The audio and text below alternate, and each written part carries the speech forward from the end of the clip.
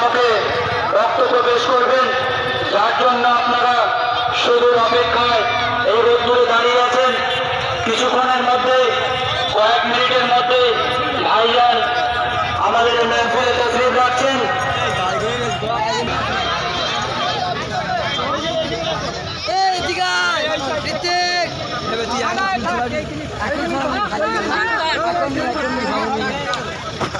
আসলে